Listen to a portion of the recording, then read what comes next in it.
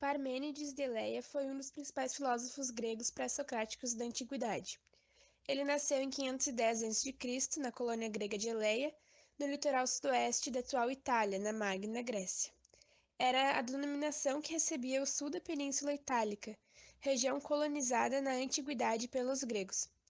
Ele era descendente de uma família rica e ilustre e recebeu boa educação, sendo admirado por seus conterrâneos por levar uma vida regrada e exemplar. O filósofo teve uma boa educação. Visto seu interesse pela filosofia, se aproximou das ideias de Pitágoras e da escola fundada por ele, a escola pitagórica. O primeiro pensador a discutir questões relativas ao ser. No entanto, não se aprofundou nas questões discutidas pelos pitagóricos, fundando uma escola em sua cidade natal, Escola Eleática. Foi um dos três mais importantes filósofos da escola eleática, junto com Xenófanes e Zenão. Os escritos desses filósofos desapareceram com o tempo, e só restaram alguns fragmentos ou referências feitas por outros filósofos posteriores. Os primeiros filósofos gregos foram mais tarde classificados como pré-socráticos, pois a divisão da filosofia grega se centraliza na figura de Sócrates. Ele foi inovador tratando-se de físicas, que de forma resumida é o conjunto de todas as coisas naturais que existem. A palavra também significa origem.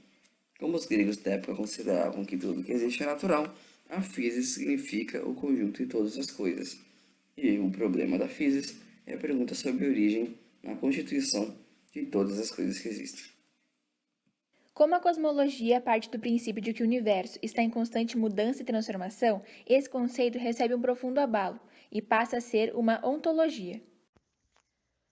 Parmênides tornou a cosmologia impossível ao afirmar que o pensamento verdadeiro exige identidade e não há transformação ou mudança.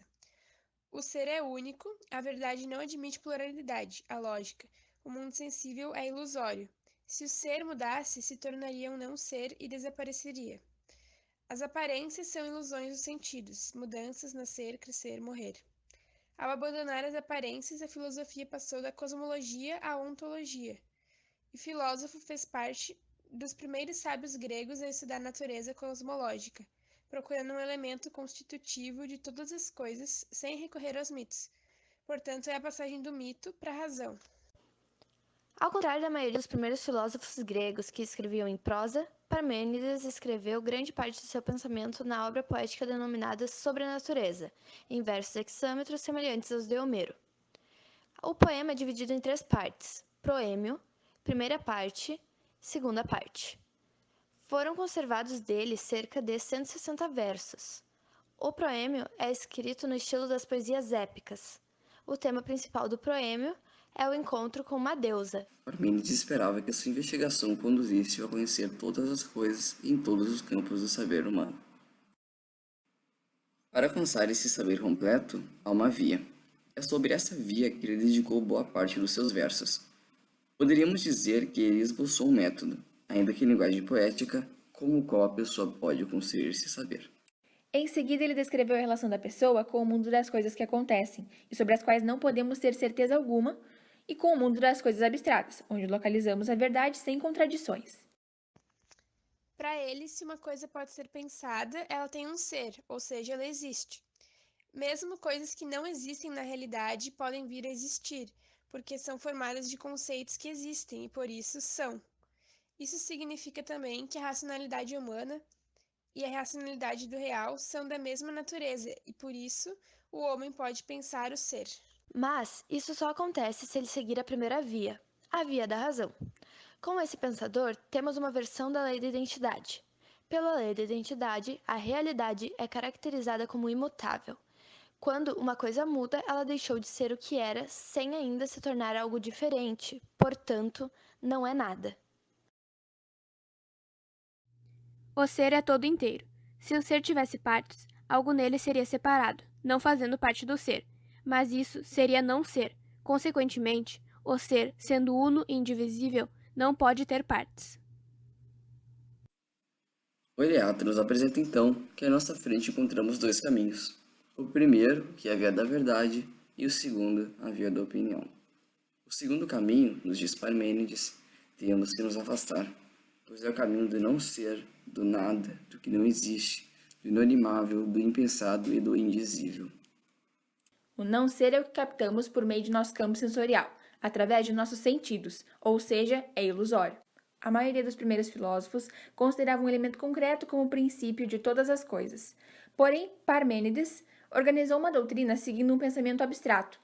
Em sua doutrina, surge o monismo e o imobilismo. Monismo de Parmênides. A doutrina de Parmênides estabelece a existência de uma realidade única. Essa suposição pode ser chamada de monismo. E agora a gente vai entender os dois argumentos de Parmênides sobre isso.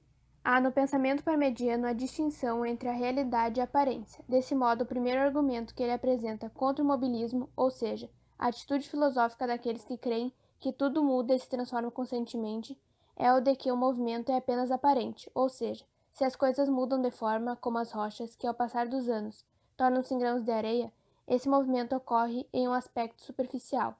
Pelo pensamento, conseguimos ir além do que diz a experiência sensível, e percebemos que a verdadeira realidade é imutável. Por meio do pensamento, buscamos a essência da realidade, aquilo que permanece imutável. Buscar a essência da realidade só é possível se há algo que permite identificar uma coisa como ela mesma, ou seja, se há algo que permanece em uma coisa apesar de qualquer mudança. Esse algo nos permite perceber que o movimento não pode ser tomado como definidor do real. Imobilismo. O mobilismo de Heráclito se dá por meio da realidade, em que tudo que existe na vida é passageiro. Já Parmênides afirma que a realidade em que vivemos não muda, mantendo-se uma constante inércia. Para uma melhor compreensão, pode-se citar um exemplo. A velhice para Heráclito é a consequência da mudança que a vida gera no ser humano, mas para Parmênides, a velhice não é mudança, afinal, a essência daquele ser humano continua intacta. Parmênides influenciou na filosofia de seus discípulos, entre eles Melisso de Samos e Platão, como também influenciou a filosofia moderna e a contemporânea. Parmênides buscou um novo caminho pedagógico a fim de responder seus questionamentos, o que se deu no âmbito da filosofia. Ainda que procurasse dialogar com a tradição estabelecida em uma referência que o presente é resultado das elaborações anteriores, seu pensamento avança porque fez da razão especulativa uma categoria definidora da condição do homem. Ao fazê-lo, Parmênides acenou para o novo. A educação, que se desvinculou do mito, não se limitou às experiências imediatas, mas, contrariamente, exige que elas sejam pensadas e reformuladas.